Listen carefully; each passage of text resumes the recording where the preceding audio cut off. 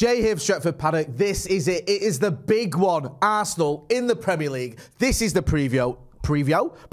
So we've brought out the biggest gun of all, Mr. Gaz Drinkwater, a full-time Devils 2.0. Here we are. It feels retro. Like old school. I like it, mate. Yeah, retro. Man United are good again. It's like full-time Devils back in the day. Actually, to be fair, did you do when we were good? No. Because I had 4 months of it. No, never. I started full-time Devils midway through the Moyes season. Really? I think, yeah, just because I'm apparently a sadist. I don't know why I did that. So weirdly, you could say that me being on YouTube is the reason Man United are terrible. I think, yeah. Get involved in the comments. See you later, everyone. Hashtag blame Gaz. This preview is brought to you by BetMate, the fantasy football app. We're getting into that a little bit later on. First of all, I want to talk about potential United teams. We'll get to the predicted 11 in a minute. But this is going out, or this isn't going out, this is being recorded, I should say, before Erik Ten Hag's press conference, so we might not, have the most up-to-date news with certain injuries and stuff, but we know the sort of general gist of it. I want to talk, first of all, about Anthony, because he's a player that has come in for a little bit of stick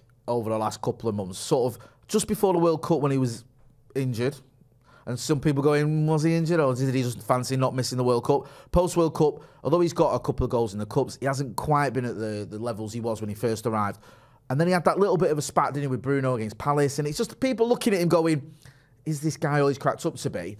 I'm not, because I think he's young. I think it's not his fault we've paid so much money for him. And I like watching him. I think he's an exciting player. What do you make of Anthony, Gaz? Do you think he's a player that can have success at Manchester United? I know it's only early doors. Firstly, the spat, I've got no problem with at all. I don't think Erik Ten Hag will have a problem with it. I'm glad you said that, bro. Bruno and Anthony, I bet they don't have a problem with it either. I think they high-fived, didn't they, after it? It's like, Bruno scored not long after, and I'm sure it was absolutely fine. In fact, it's sort of, you want to see it a little bit. A little bit of bite between them. It's nice to see. As in terms of Anthony, I just think he's too slow. And this is a really weird. It's a really weird thing to say about a player who's as rapid as Anthony is, but he's slow on the ball. He slows Man United down. He gets the ball. Everyone knows what he's going to try and do. He's going to cut back onto that left foot. He's going to go backwards, and it's like the polar opposite of Garnacho. He's just going to pick it up, and he's going to almost mindlessly just going to go direct forward, and try and get that ball in the box. Whereas Anthony, he'll dilly-dally with it a little bit more. When you're playing against teams who maybe are a bit more of a low block, which Arsenal are not going to be, Anthony is probably the right man to go for. But I think if you're trying to get in behind a team, you play Garnacho. But not yet convinced about Anthony just yet. But I'm not going to say he's going to be rubbish for Man United. He scored some wicked goals. He scored a decent amount of goals as well for Man United so far. You can't complain about that. So I'm on the fence still about him. But you should be on the fence about a player that you've had for this long. Let's give him a bit longer. You know what I mean? I'd probably play him against Arsenal, despite what I've just said. Though, no. I think those two are mutually exclusive. You can still think you're not sure about whether this kid's got what it takes to be at the highest level and take when United where they need to be, and you want to see him play against Arsenal. I will say he's decent defensively as well, which is mad. Yeah. But in that City game, you saw it. Well, the whole front line, the whole team was doing this, but especially the front line. You saw him like telling each other, "Calm down. You on him. Me on him. Calm down, everyone." I love that. I love that organisation, especially coming from Anthony, who's young, not been here that long. Big price tag, lot of pressure. For him to be doing that, he's mint. And he gets stuck in as well. He's not a winger who's going to shirk out of a challenge. No. He gets stuck in. And I love to see it. He's got that bite. And this Sunday's game is going to be fierce, I think. So I think for that reason, I'd play him. No, I 100% agree. I like the fact that when he scored against Arsenal as well, I think it was his debut on it, he did about 8 celebrations.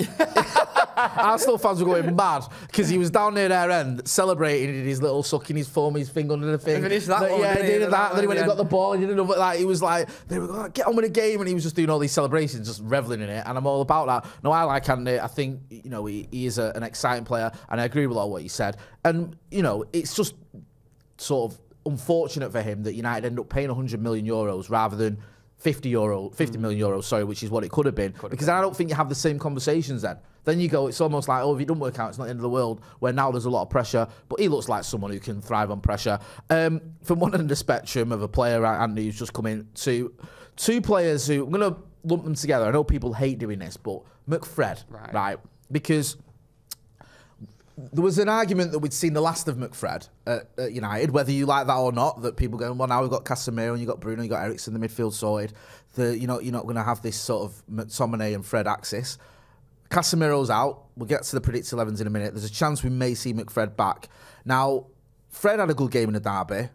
McTominay had a little bit of a purple patch early on in the season. Where do you stand on them? Do you think they're sort of both at the same level? Do you think one's better than the other? Do you think you don't want to see them together again?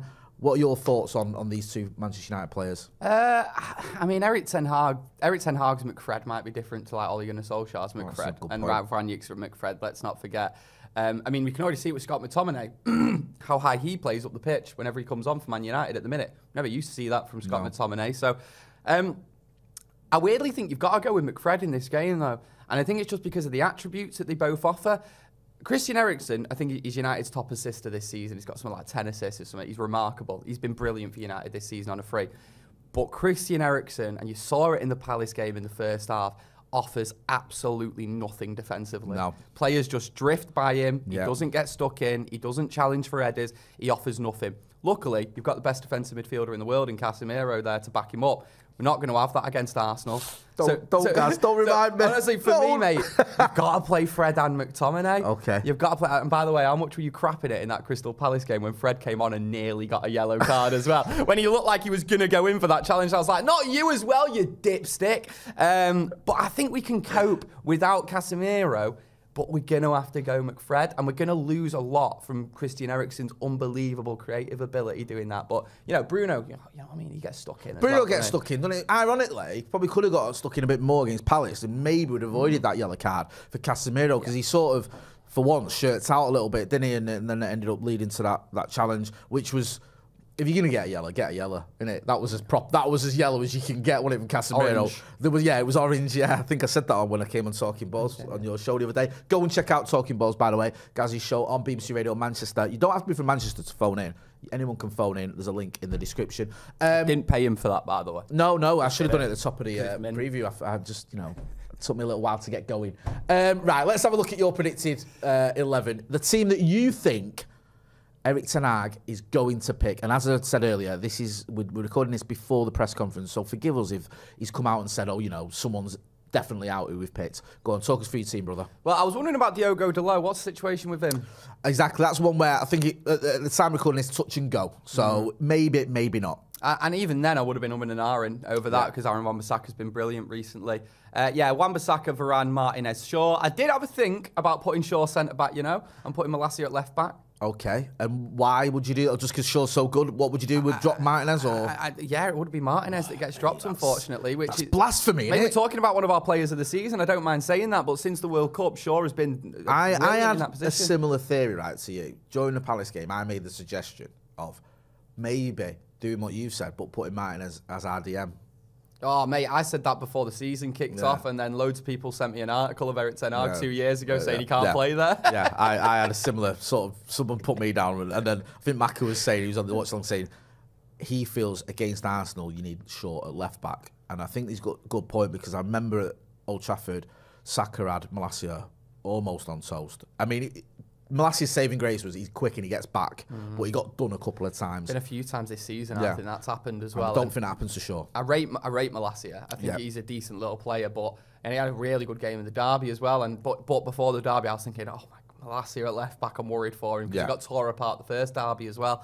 But no, I also, I agree that we lose a lot with not having Luke Shaw at left back. He offers so much in that position. One of our best players on the ball, Luke Shaw. And mad how Luke Shaw, who's been a bit inconsistent to say the least, is now like one of the best players in the league. I'm getting to the point now where I need to take back every single bad thing I've ever said about him because I think the Shawberto Carlos tweets were actually bang on. Totally.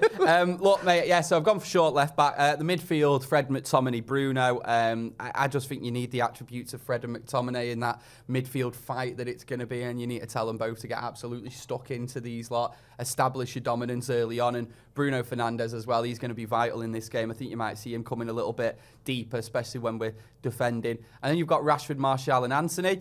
Now, Rashford, weirdly a criticism from the derby that I don't think he was offering much in terms of closing players down and pressing from the front. Maybe that's an instruction that he's been told. Maybe it was just the first half where he was struggling a little bit. He got a knock, didn't he? When he went down, and I thought he wasn't going to come out for the second half. And also, on the back of that, I wonder if he was carrying something against Palace because he didn't look himself. But also, why am I looking at this and looking at every player and going, can they defend? Should be looking at every player and saying, can they attack? Marcus Rashford best form in the league this season so far at the minute. He's absolutely unbelievable. So he obviously needs to play. I've gone for Martial in the middle rather than Weghorst. I don't know if Martial's fit. Maybe we'll find out. You know, by the time this video is out, look, Ten Hag says that he's not going to play. But in terms of linking up the players and in terms of awareness of where everyone is, Anthony Martial's, I think, fitting into this team quite well. Even in recent games where he's not scored, and you know, I'm not even going to criticise him too much for the derby. I don't you make a good point there, because it's funny, because when I was studying at CRA, first half everyone was giving him powers. Get work, no. And then the second half, when he was off for the first 15 minutes, where he had almost none of the ball, people were saying, you know what, Martial was an outlet. Martial was bringing other players in. We're missing him. What do you think about him this season? In these recent games where he's not been like scoring and assisting, what have you made of him? I think his link-up play has been very good, and I'm always of the opinion that as long as someone's scoring, I don't mind who it is. And Marcus Rashford's been on fire. My only sort of worry is if Marcus stops scoring, because it can happen. All attackers go through peaks and troughs, and he's done it in the past. Can Martial step up with some goals? Because you do want him to score goals as well. I know he got one against Forest, but other than that, he's been a little bit of a dry spell. But yeah, I know this sounds a bit cheesy, guys, but I'm at the stage where now, with Eric Ten Hag, I just trust him. I just think the guy knows what he's doing. Do you know what I mean? And if he thinks Anthony Martial needs to lead line, I'm all about it. Do you know what I mean? Even the Weghorst one, I was never 6 months ago saying, you know what, we need to get about Weghorst. I did a tweet, but it was, you know.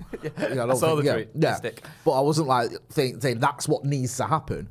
But if he's the player that Ten Hag wants, then fair enough. Do you know what I mean? Because he just keeps getting everything right. We'll get into my team as well. Not too dissimilar from yours, to be fair, Gaz. The main difference there is my front three. Oh. I don't know with Martial, even if he's available, how fit he is, because he's obviously missed the Crystal Palace game. Is he going to be match fit? Maybe. I think if he is, he'll play. If not, I expect Garnacho to come in on the left, Marcus to go down the middle, and Anthony on the right. Yeah, the only reason I've not gone for Garnacho is just because the impact he can have off the bench. I get that. He's very much a player that you can see, like, when he comes on, the fullback's thinking, oh, God, here we go. Do you know what I mean? Like, this kid's just going to... And even in the derby... You know, it got lost in all this nonsense about that goal, that perfectly legitimate goal, that everyone was moaning about, all the blue lot were moaning about. And no one almost mentioned the fact that an 18-year-old came on and absolutely tore that defence apart. He was phenomenal. And it was just like all the focus was on that first United goal, and like the second one didn't count. But be honest, the second goal, the winner, when he played the cross in and it was blocked, did everyone around you go, ah! What are you doing, Garner? Ah, it's in! I remember, right? Yeah, I remember. I remember shouting at Ashley Young once when he scored, because he had a shot, right? He had a shot, and it was going into row Z, right? And I was like, for fuck's sake, Young! And he hit someone and went in. And I was like, hey! Mate, I can beat that. I can beat that. Nemanja Matic, Crystal Palace, lines up the shot. Literally, as soon as it leaves his boot, I go, not bad. What are you doing? Scoring goals for United, scoring screamers from 30 yards out. Get a grip. Pathetic. We're not about that. But get him off. Right. With all that being said, Crystal Palace, no. Arsenal. One of their main men has been Bukayo Saka. Yeah. He's been sort of banging in the goals, getting the assists as well. You can see there, 7 assists, 6 goals in 18 appearances. So very good return there. Do you know what I mean? When you look at it, if my maths is right, 13 goal contributions in 18 games. He's also a very exciting player, drags players out wide and drags defenders out wide. And I've always been a bit underwhelmed by Saka. When he first broke in the England team, when I saw him at Arsenal, I thought, he's another overhyped Arsenal youngster. Calm down, mate. He's only about 14. Yeah, that's what, no, but I was like, because you know, we've been here before with Arsenal, haven't we, with like Kieran Gibbs and Maitland-Niles. Yeah. As soon as an Arsenal player has a good 20 minutes, he's like, oh, he's the, you know, all the morons on social media get carried away. But he's very, very good. He is. I think they're also just a brilliant team. Like, I think that's the main thing about Arsenal, and I think that it was one of the reasons they're doing so well and the confidence is staying so high. It's because they don't necessarily have a star player necessarily, and it's also someone like Bukayo Saka. Even if he is the star player, he's not exactly the person who's got like an ego or anything like that. He seems like the best guy in the world. And a lot of members of that Arsenal squad, annoyingly, are very likable as well. Like so I know I don't like it either. Not all of them, by the way. There's a few that are horrible. Yeah, but of course. I know what you mean. There's a few there that you go, yeah, they just look like lads getting on with it. Do you know what I mean? Yeah. I'm glad you've said that, Jay. Thank you for that, mate. It's all right, yeah. See, here's me in my head thinking, oh no, what about Xhaka? And there's someone else that I'm missing. We don't need to go in. I think you're sure. Well, I think you know who we're not too fond of. Right. This preview is brought to you by BetMate, the fantasy football betting app where you can bet against your mates and the BetMate community. You can get points for things like interceptions, tackles, and goals and assists. We've all been playing it. We all, actually, me, myself and I, me, Adam McCullough, Joe Smith, won a few quid last week when played it. Joe Smith, not long ago, won 200 quid, so he's been going on about that ever since it happened. So you can get involved. There's a link in the description. If you take part in a paid game, you get, and use the code Paddock20, you can get a free £20 game. So go and check out the link in the description. We've all been doing our BetMate teams. You can see in there, you've got Joe's team there. It's 7 aside, and you can pick 6 players from one team. Now, Joe's picked Martin Odegaard. Just on Odegaard, Gaz, what have you made of him this season? Because when he came from Madrid, I was a little bit like, similar to Saka, I thought, he's all right, but can he handle it in the Premier League? And he's stepped up, hasn't he? Well, it's mad. What you're seeing at Arsenal now is what you're also seeing at Man United, where it turns out players can be coached to be better if they have the right manager, and I think that's kind of what they've got. You're seeing it at Manchester United now. There were players that we'd all given up on, but because they've actually got some decent coaching, they're turning into stars. And I think that's exactly what's happening with someone like Odegaard. And obviously, I don't want it to be happening at Arsenal. I'd rather it be happening in a different European league, preferably. But I'm kind of glad that it's happening for Odegaard as well, because he had so much hype. I remember the hype around him, which feels like it was about a decade ago now, and he's still not even that old now. He started to make his debut when he was like 12. Yeah, it was. Stupid. It was like this big story, wasn't it? This 16-year-old like Freddie Adu tackle. Kid. Yeah. So it's weird to see one of these players that came out so young to actually, go on and be what a lot of people said he could become. I've really liked watching him this season. I think he's been a brilliant midfielder, and I think that is where this game is won or lost. In midfield, you mentioned it there with McFred. Joe's... What I do want to say, by the way, just want to say, when I say I've liked watching Arsenal this season, it's because genuinely, up until a couple of weeks ago, I was quite enjoying watching Arsenal winning. And then now United have been dragged into the race a little bit. All I was thinking was stop them blue sods winning it. And now I'm like, oh no. Now there's a little sort of light in the tunnel. You think, hang on a minute, I might have to change stats. For my team, I've gone with Marcus. We've both gone with Marcus Rashford as captain. You get extra points if your captain scores. He's on fire, as we were speaking about earlier. I've got Odegaard in there as well, of course. Go and check it out. Adam McCullough, actually, I said we all won money last week. Adam McCullough won 91 quid last time, so he's not shut up about that either. So I'm getting it from both barrels. I'm getting it from Joe Smith. I'm getting it from Adam McCullough. Use the code Paddock20. You take part in a paid game, you get a free £20 bet. Terms and conditions apply. BetMate, the fantasy football app. Big thanks to them for sponsoring this preview. Gaz, with everything we've discussed and everything you know, give us your score prediction. And don't lie to me. Give me the truth. What's the score going to be? Right, Come on. I'll give you my score prediction. I think United are going to win 2-0. Right. And I think it's because a lot is on this game. Just logic. I put this on Twitter yesterday, right? But logically speaking... I tweeted him about that. Wasn't abusive. Andy Tate classic. Very good, very good. 39 points, midway point, halfway through the season. Logic tells you we can finish the season on 78 points. That 78 points is always enough to comfortably get you top 4. No. Won't be enough to win you the league. Probably third. If you're lucky, second, probably not. Third place, 78 points. However, we're not going to do that against Brighton and Brentford again, are we? No. So take that into account there. Yeah, good lad. Then take it into account that after this Sunday, City twice, Arsenal twice, we don't have to play them again this season, the two best teams in the league apart from us. We need to win on Sunday if we want to win the league title. If we win on Sunday, we are well and truly in that race because we have been as good as any other team around us. Obviously, Arsenal have been slightly more impressive. But if we win on Sunday, it all changes. And I also think it would start an Arsenal capitulation a little bit. So a lot is coming on this game. If we don't win Sunday, it's fine. We want to get top 4 this season, and that's what we concentrate on. But a win is so, so important. And all of them United players will know it.